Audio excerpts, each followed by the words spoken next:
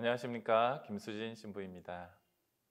네, 제가 교리를 시작하면서 궁금한 것이 있으면 질문을 남겨도 된다고 했는데 얼마 전에 처음으로 어느 한 분이 질문을 주셨습니다. 지옥은 누가 만드신 것인지요? 라고. 아마 최근에 지옥이라는 드라마가 인기를 끌면서 더 관심을 가지신 것이 아닌가 하고 생각됩니다. 일단 영화나 드라마에서 보는 것처럼 지옥이라는 곳이 뜨거운 불이 활활 타오르고 또 인간이 상상하기 힘든 형벌이 가해지고 이런 생각들은 잠시 접어두셔야 합니다. 이런 표상들은 지옥이라는 개념을 설명하기 위한 하나의 그림 언어일 뿐이지 실제적인 묘사라고 생각하시면 안 됩니다. 지금 살아있는 우리 중에는 그 누구도 지옥에 가보지 못했고 지옥을 보지도 못했습니다. 그래서 어느 신학자는 천국과 지옥을 이런 그림 언어가 아니라 상태 개념으로 설명했습니다. 하느님과 영원히 얼굴과 얼굴을 맞대고 살아가는 것, 하느님 품 안에서 영원히 머무르는 것이 천국이라면 지옥은 하느님과 영원히 등을 돌리고 있는 상태라는 것입니다. 잠시가 아니라 영원히. 그렇기 때문에 지금 지옥에 가봤다는 것은 말이 안 된다는 것입니다.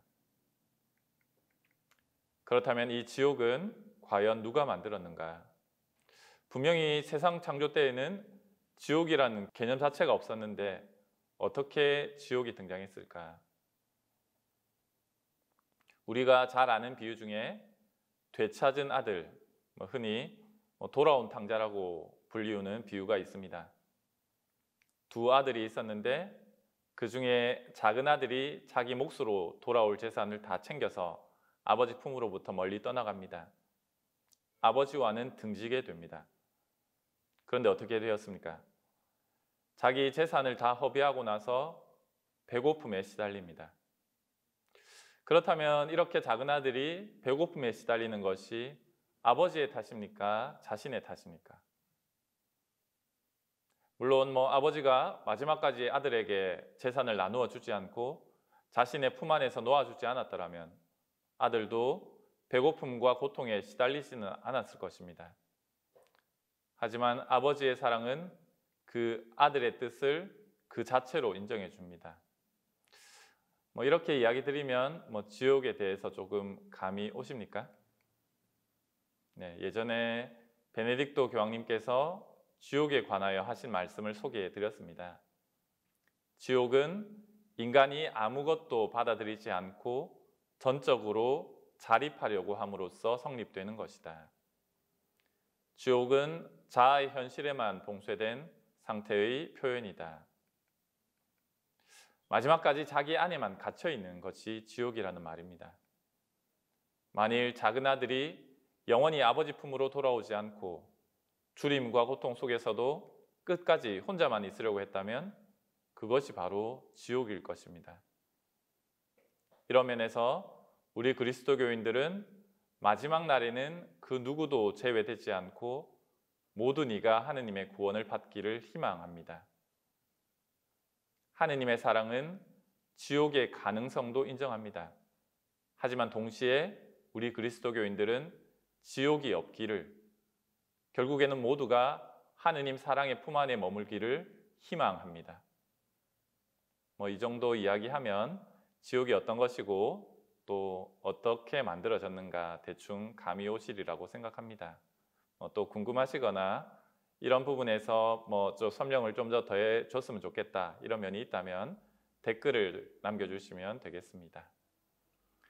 네, 어쨌든 알려고 하는 모습은 참 좋은 모습이고 또 앞으로도 계속해서 이런 노력들을 해보시면 좋을 것 같습니다. 그러면 오늘의 질문으로 넘어가겠습니다. 교회는 어떻게 시작되었나요?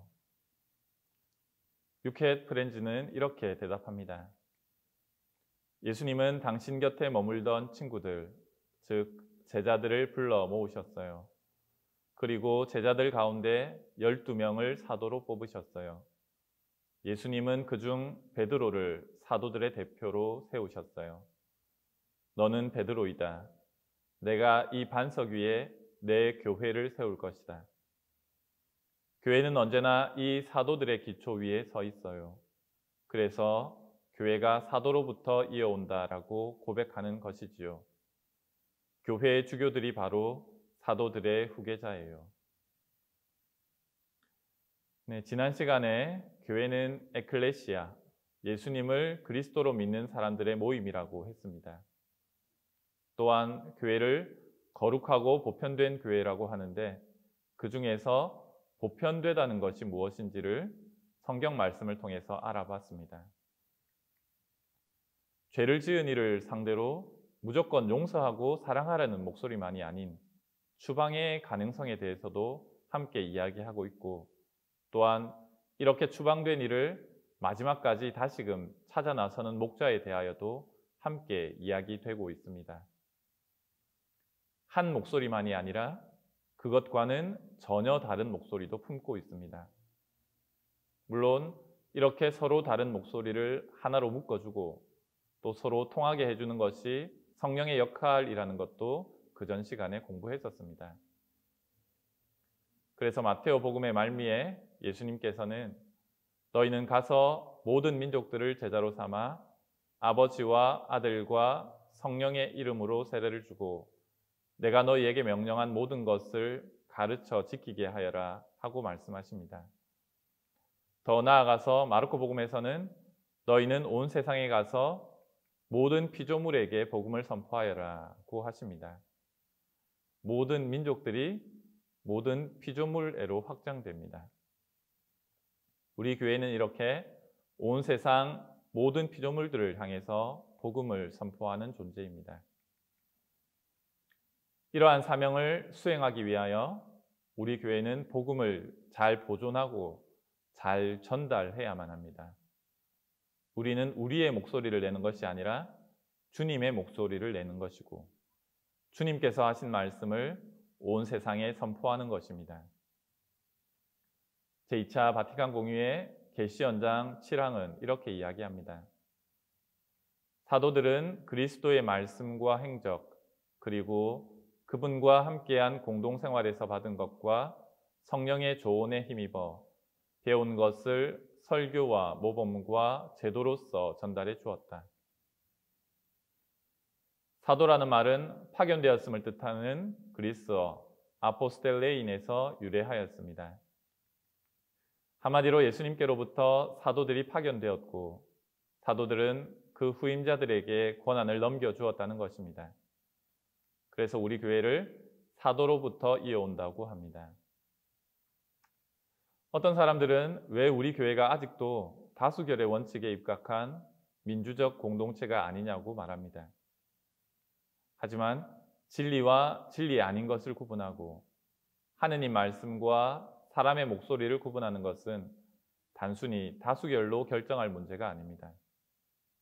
물론 지나치게 성직자들이 권위만 내세우는 것은 또 다른 문제가 될 수도 있지만 말씀과 사도적 증언을 바탕으로 성직자들이 봉사하면서 살아갈 때 우리 교회는 좀 더 아름다운 교회로 나아가지 않을까 생각합니다. 이제 다음 주가 올해의 마지막 강의입니다. 내년부터는 주제도 그렇고 형식도 그렇고 조금 더 새로운 모습으로 만들어 볼 예정입니다. 그래서 한 가지 부탁드리고 싶은 것이 이 강의를 보시는 분들은 이 강의에 좋았던 점이나 또 보완해야 할 점, 또 앞으로 다루었으면 좋겠다고 생각되는 주제들, 또 궁금한 것들, 이런 것들을 댓글로 좀 달아주셨으면 좋겠습니다. 함께 참여해 주셔야 더 좋은 강의가 만들어질 것 같습니다. 끝까지 강의를 들어주셔서 감사드리고 오늘 강의는 여기까지 하겠습니다. 감사합니다.